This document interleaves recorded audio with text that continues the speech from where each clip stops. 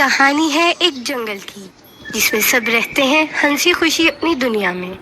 पर दो ऐसे भी हैं जो हर वक्त किसी न किसी को नुकसान पहुंचाने के लिए तैयार रहते हैं और मुख्तलिफ किस्म की साजिशों से जंगल वालों को तंग करते रहते हैं। चलो बच्चों, देखते हैं आज की बेहतरीन कहानी।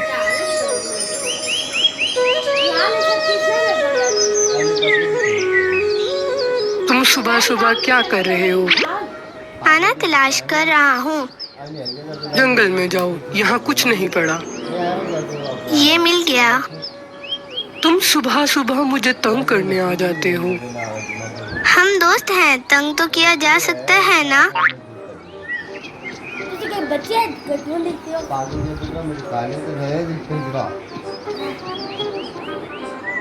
बाहर आओ, मैं हूँ। नाश्ता करोगे?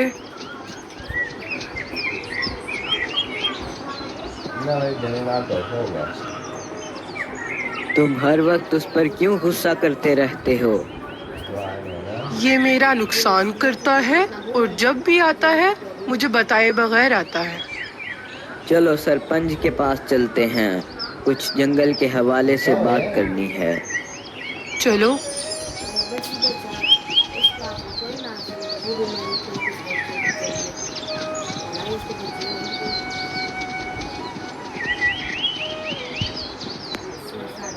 आओ आओ, मैं आपका ही इंतजार कर रहा था।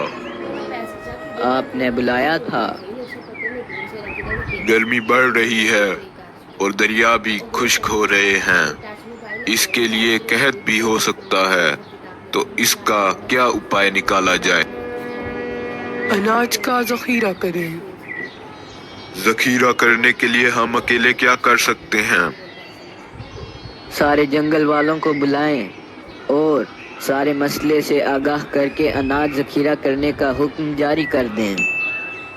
अनाज जखीरा करने के लिए एक अलग से गोदाम बनाएं, ताकि सबको उतना ही अनाज दिया जाए जिससे वो कहत खत्म होने तक गुजारा कर सके।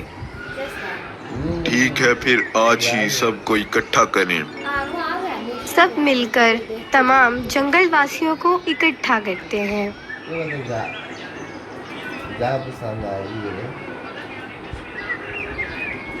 हम सबको क्यों बुलाया गया है सरपंच साहब?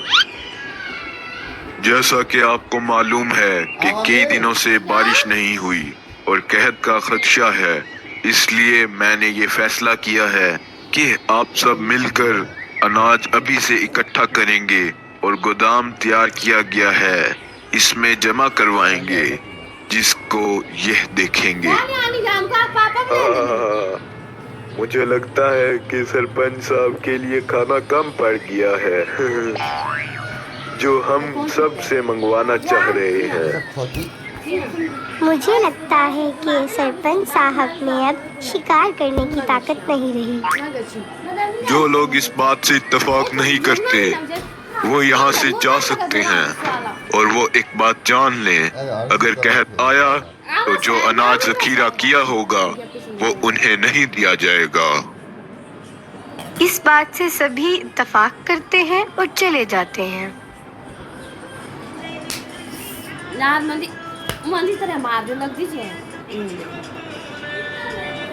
अगले दिन अनाज जखीरा होना शुरू हो जाता है।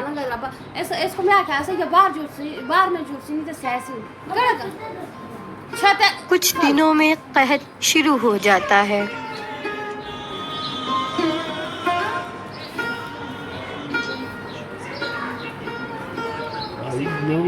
सरकार, सरपंच साहब ने ठीक ही कहा था।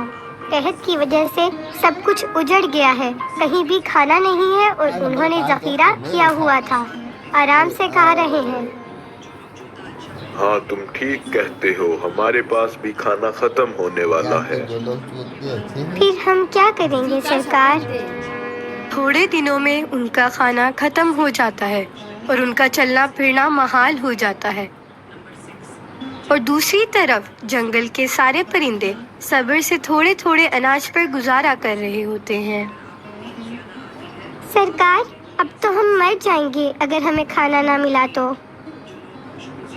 चलो एक काम करते हैं, तुम जाओ, जो गोदाम पर नजर रखे हुए हैं उन पर नजर रखो, हम सारा खाना चुरा लेंगे।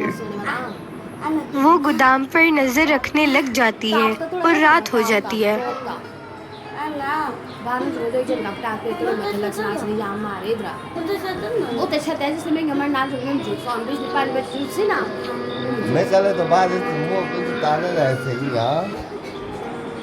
क्या हो गया है जो तुम इस तरह चिल्ला रहे हो?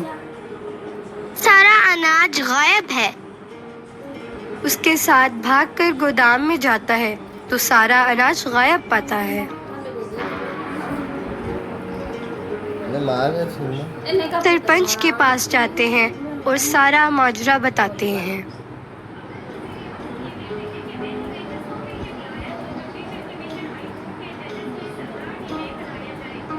मुझे पता है ये सब किसने किया है। सरपंच उन दोनों को हुक्म देता है। जाओ देख कर आओ वो दोनों कहाँ और क्या कर रहे हैं। चिड़िया जाती है और देखती है। चिड़िया सरपंच के पास आती है और कहती है, वो काली घाटी में दिखे मुझे और कुछ खा भी रहे थे, जबकि मुझे जंगल वालों ने बताया था कि उनके पास अनाज नहीं है। तुम हमें वहाँ ले चलो। सरपंच और दूसरे परिंदे वहाँ जाते हैं और उन्हें जाकर पकड़ लेते हैं और दोनों को अदालत में पेश किया जाता है। तुम लोगों ने जंगल वालों के अनाज को चोरी करने की जुर्रत कैसे की? तुम्हें इसकी कड़ी से कड़ी सजा दी जाएगी। सरपंच साहब, आप ठीक थे। कहत की वजह से भूख से बुरा हाल था तो हमने ये किया। ये ठीक कह रही है सरपंच साहब। तुम दोनों को जंगल से निकाला जाता है।